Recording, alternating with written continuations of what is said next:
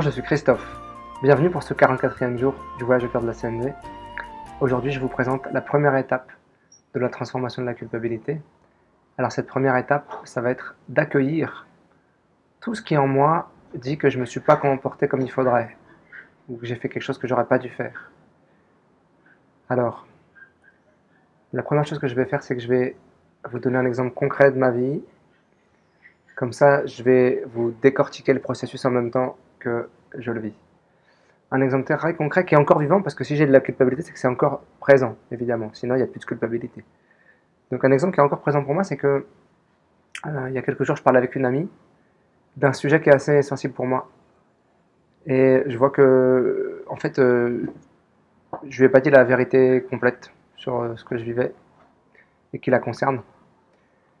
Et, euh, et je vois que je me dis encore, ah ouais, je lui ai pas dit complètement la vérité, c'est pas bien, je devrais être plus honnête. Et donc je vois que j'ai toutes ces pensées qui me disent, Christophe, tu devrais vraiment être plus honnête que ça. Tu dis que c'est important d'être authentique et là, tu lui caches des choses. Euh, et en fait, quand je me connecte à ça, je sens dans mon corps de la tension dans les épaules ici, là. Je sens qu'il y a ma poitrine qui s'écrase un peu ici, la gorge qui se serre. Alors je vais rester un peu avec ça.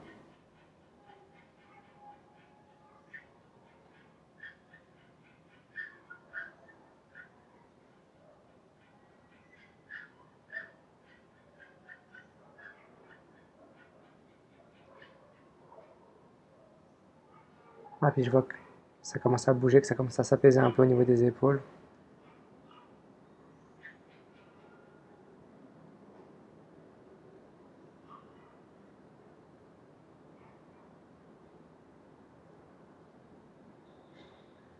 Et en fait, je vois que ce dont ça me parle en moi, c'est l'importance qu'a l'honnêteté pour moi dans ma vie. À quel point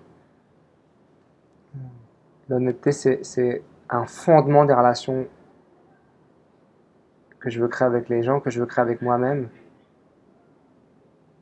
Et qu'en fait, dans cette situation, j'ai pas été honnête avec elle, mais je l'ai pas été honnête avec moi non plus. En fait, il y a quelque chose de l'ordre de pas assumer là-dedans.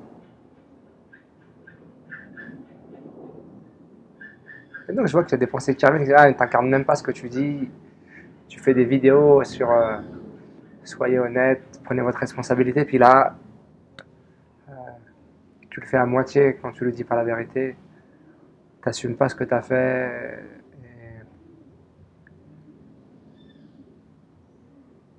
Et quand je vois à quel point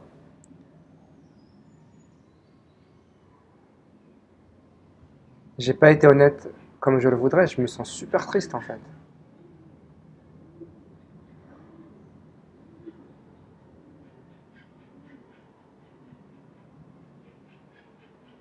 Ouais, je sens que j'ai envie de pleurer,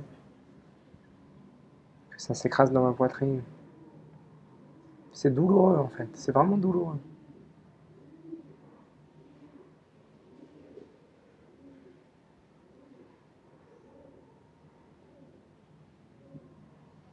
Et là, je fais le choix de rester avec ça, de rester avec cette douleur, de juste l'accueillir.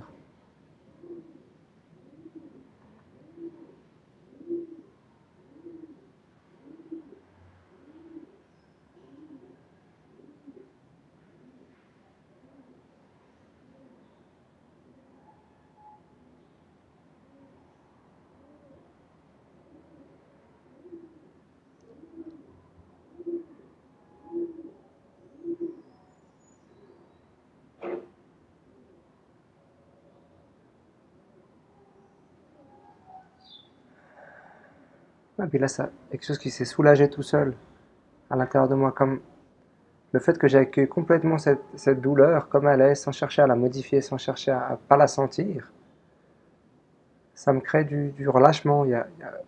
Elle s'est diffusée en moi, ça y est, elle a été accueillie. Et c'est ce dernier moment-là d'accueil de la douleur, de l'émotion intense, qui pour moi s'appelle le deuil. Hein.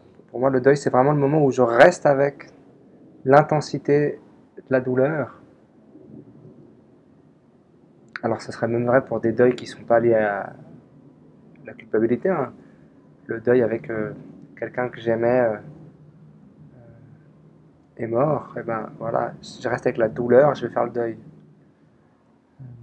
Et plus je vais rester avec la douleur et je vais l'accueillir comme elle est, et plus je vais faire le deuil de manière intégrale et certainement plus rapide que si je cherche à nier ou à mettre de la terre par-dessus pour pas voir.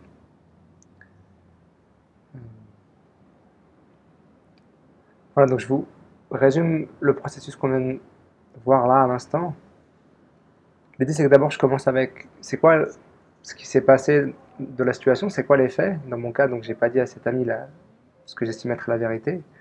Ensuite, c'est quoi toutes les pensées qui me traversent, tous les jugements que j'ai sur moi. Et là, je peux y aller, hein. Aucune limite, aucune censure. Plus je vais être libre de dire, et plus ça va me parler de ce qui est important pour moi dans la situation. Donc, vraiment, laissez la place à vos jugements, parce que comme on l'a vu dans une autre vidéo avant, c'est eux qui vont vous donner les besoins qu'il y a derrière. Puis ensuite, je vais juste me connecter à mon corps déjà. Qu'est-ce qui se passe dans mon corps? Juste accueillir les sensations, les laisser vivre. Puis à un moment donné, je vais voir qu'il y a des besoins derrière pour moi qui sont importants.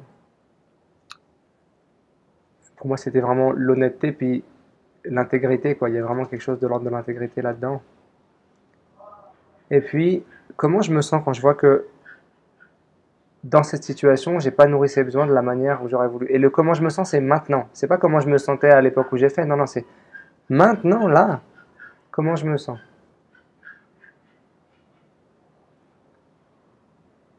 Et puis, les besoins, c'était les besoins de maintenant aussi. J'ai pas été aussi honnête parce que mon besoin de maintenant, c'est l'honnêteté. Hein, c'est pas les besoins de à l'époque. Et puis quand j'ai mis le doigt sur ce que je sens, à savoir dans mon cas c'était la tristesse, et ça va souvent être la tristesse en réalité. Hein. Dans la culpabilité, ce que je sens très souvent, c'est que je suis triste de ne pas avoir pris soin de quelque chose de la manière dont j'aurais voulu. Eh ben, je vais faire le deuil de ça. C'est-à-dire que je vais vraiment rentrer dans l'intensité de ça. Je vais vraiment me laisser traverser par l'émotion qui est là. Et par les sensations aussi. Moi, je suis resté avec mes sensations. Puis j'ai senti que dans les épaules, ça s'est fluidifié, que dans la poitrine, la respiration a retrouvé une place plus ample. Si jamais dans ce cycle, il y a des pensées qui ressurgissent, eh ben je continue, j'accueille les pensées, j'écoute ce qu'il y a comme besoin derrière, j'accueille l'émotion. C'est pas un processus linéaire, hein, c'est pas ABCD, non, c'est quelque chose qui est vivant, qui bouge. Même l'ordre que je vous ai donné là, ça se trouve ce qui surgit en premier, c'est le ressenti, ça se trouve ce qui surgit en premier, c'est de quoi vous avez besoin. Il n'y a pas d'ordre, c'est un global. Quand ça c'est fait complètement, ça veut dire que vous sentez que vous êtes en paix avec le fait d'avoir agi comme vous avez agi. Tant que vous n'avez pas la paix à l'intérieur de vous, c'est que vous n'avez pas fait le deuil en entier. Donc, restez avec. Il se peut que vous ayez besoin d'aide pour ça. Et dans ce cas-là, demandez peut-être à quelqu'un de vous accueillir. Juste de vous ouvrir un espace d'écoute ou de vous aider en reformulant ce qui comprend ce que vous exprimez.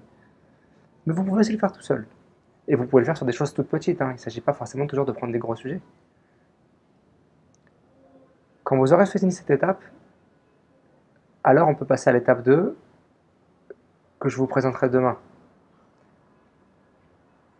D'ici là, je vous souhaite une bonne journée et donc rendez-vous demain pour notre 45e jour du voyage au cœur de la CNV. Merci d'avoir regardé cette vidéo, j'espère qu'elle vous a plu. Si c'est le cas, merci de cliquer sur j'aime juste en dessous et de la partager avec qui vous voudrez. Vous pouvez aussi me laisser des commentaires, bien évidemment, je les lirai avec grand plaisir. Si vous souhaitez recevoir les notifications de mes prochaines vidéos, vous pouvez vous abonner à ma chaîne YouTube ici. Si vous souhaitez visiter mon site, c'est juste là, vous y verrez mon agenda avec toutes mes activités de communication non violente et de danse. Je vous souhaite une très belle journée et à très bientôt.